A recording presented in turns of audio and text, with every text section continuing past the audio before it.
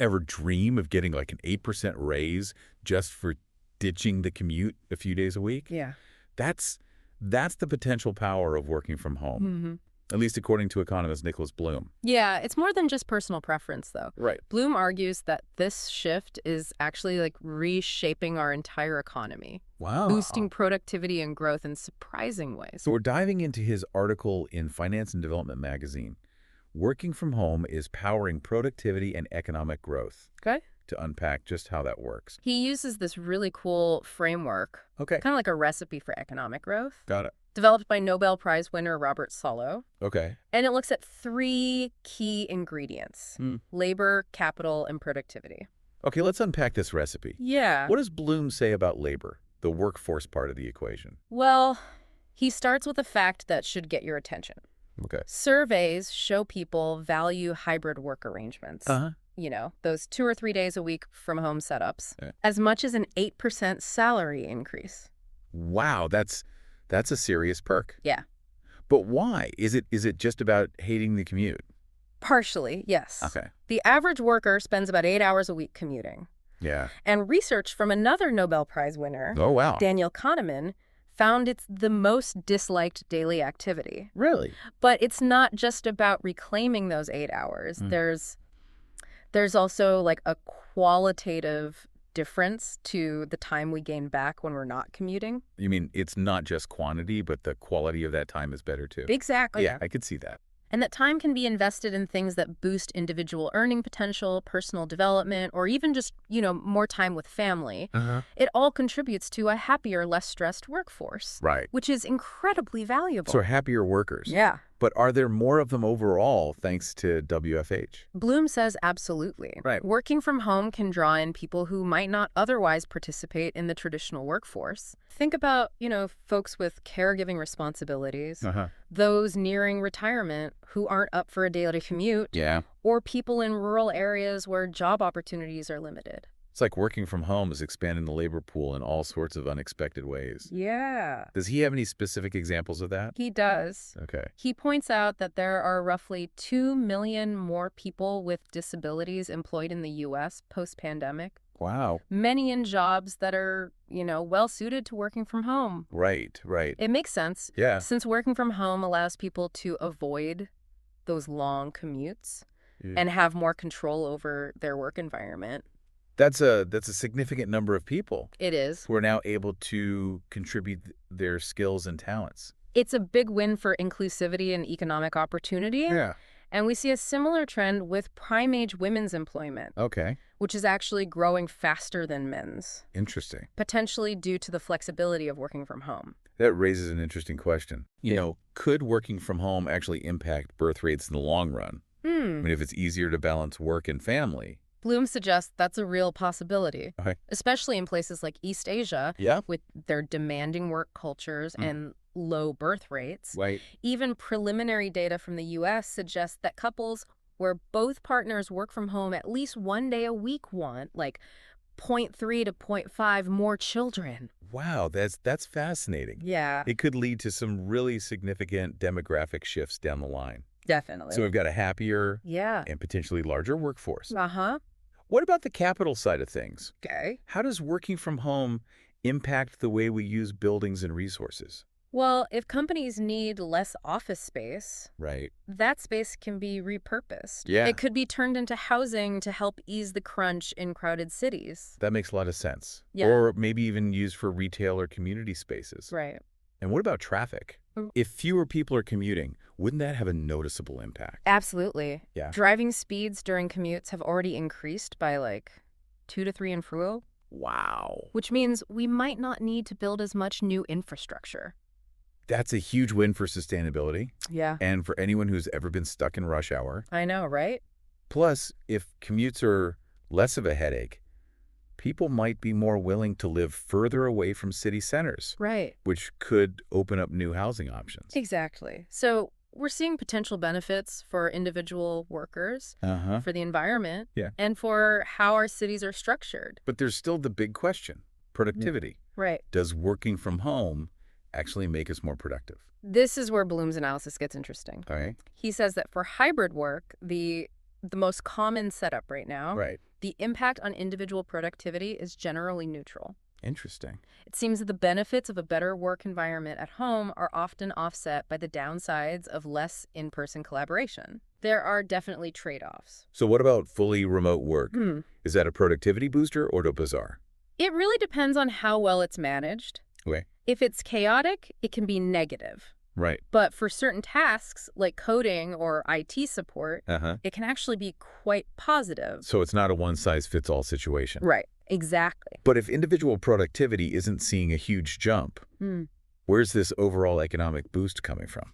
That's the key insight here. Okay. The real productivity boost, according to Bloom, comes at the macro level. You mean because of the expanded labor pool we were talking about earlier? Right. More people working means more output overall. Right, but it goes deeper than that. Okay. With remote work, companies aren't limited to hiring locally anymore. Right. They can go regional with hybrid or even global with fully remote. So it's like going from shopping at your local corner store Yeah, to having access to the entire world's marketplace. exactly. And that access to a global talent pool means companies can find better matches between skills and jobs, Right. which drives up overall productivity. That makes a lot of sense. Yeah. Are there any other macro level productivity boosts from working from home? There are. Think about all that reduced commuting. Okay. Less time on the road means less pollution, Right. which can lead to better health Uh-huh. and potentially even improved cognitive function for everyone. It's like a positive feedback loop. It is. Healthier people, cleaner air, better thinking, more productivity. Absolutely. As more people work from home, Yeah. companies invest in technologies that make it work better, Right. further boosting productivity. Hmm. We're already seeing a rise in patent applications related to remote work. Oh, wow. So innovation is booming in this area. It's amazing how this seemingly simple change, working from home, is having these ripple effects throughout the economy. Yeah, definitely. But I know some people are concerned about the impact on city centers. Uh, If offices are sitting empty, right. what does Bloom say about that? He acknowledges those concerns, Okay. but he points out that while retail spending patterns have shifted towards the suburbs, overall consumption remains stable. So it's not the economic ghost town some people feared. Not quite. And there's a potential silver lining to this shift. Lower demand for office space could make downtown living more affordable, Right. which would be a huge benefit for essential workers Uh-huh. who often can't afford to live in the cities they serve. That would be a welcome change for sure. Yeah. It seems like there are a lot of potential upsides to working from home, both for individuals and for the economy as a whole. Right. But are there any downsides that we haven't talked about yet? There are definitely some challenges to consider. Okay. One is the potential impact on city centers, which we touched on briefly. Right.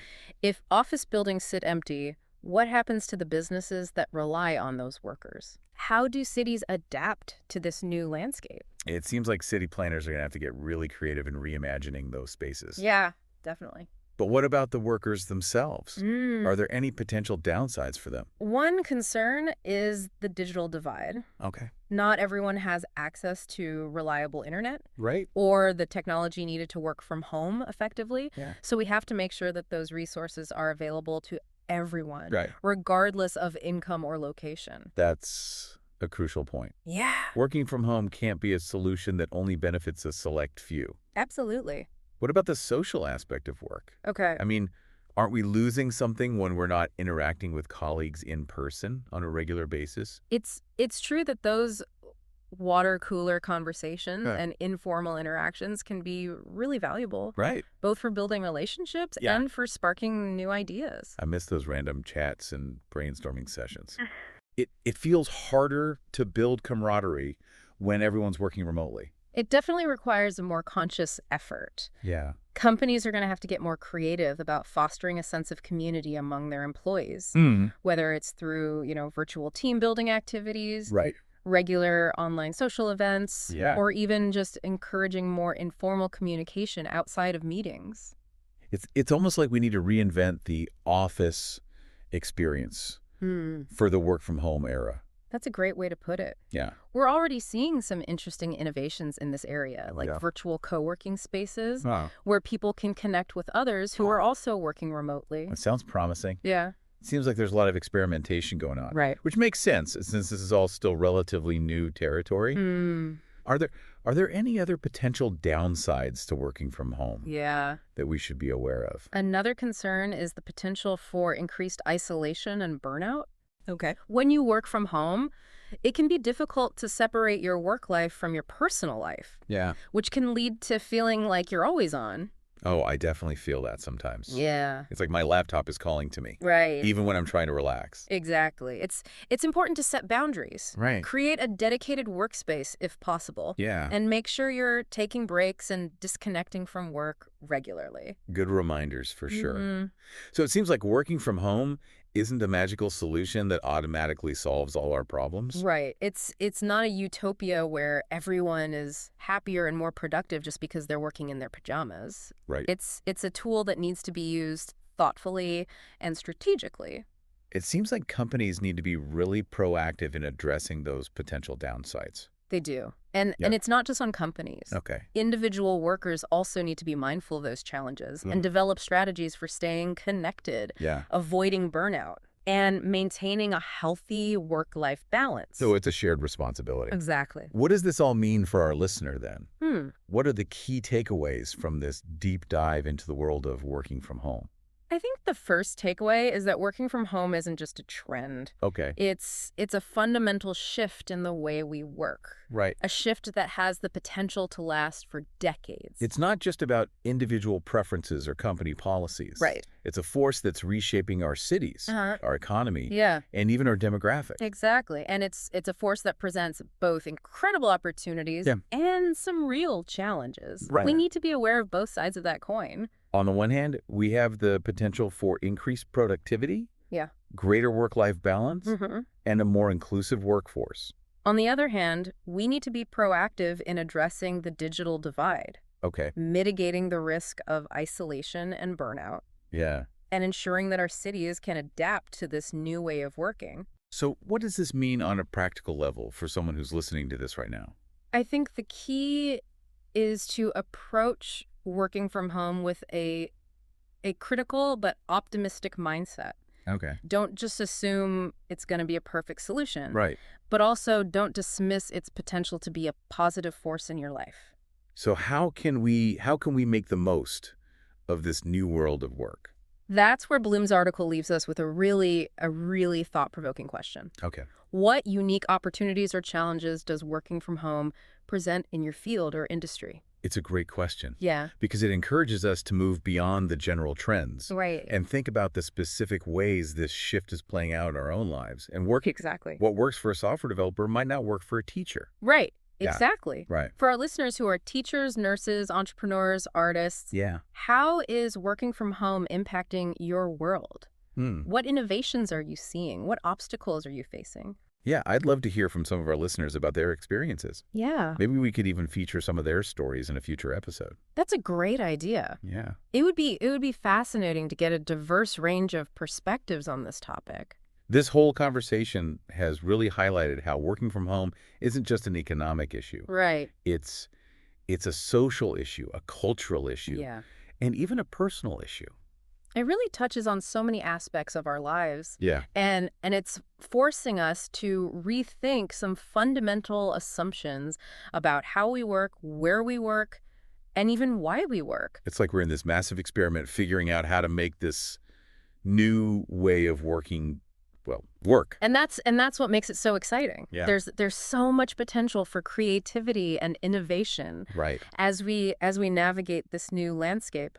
So as we wrap up this deep dive, Yeah. what final thoughts do you have for our listener who's maybe feeling a bit overwhelmed by all this change? I think the most important thing is to remember that you're not alone in this. Right. We're all figuring this out together. Yeah. And as with any major societal shift, Right. there are going to be bumps along the way. It's not about finding the perfect solution. Right. It's about adapting, experimenting, Yeah. and finding what works best for you, your family, and your career. Bloom's research gives us a framework for thinking about the economic implications. Yeah. But ultimately, the future of work is going to be shaped by the choices that each of us makes. So as you go about your day today, Yeah. we encourage you to keep that question in mind. Okay. What does the future of work look like for you? Hmm. And what role can you play in shaping it? Yeah. Thanks for joining us on this deep dive into the world of working from home. It's been a pleasure. Yeah. Until next time.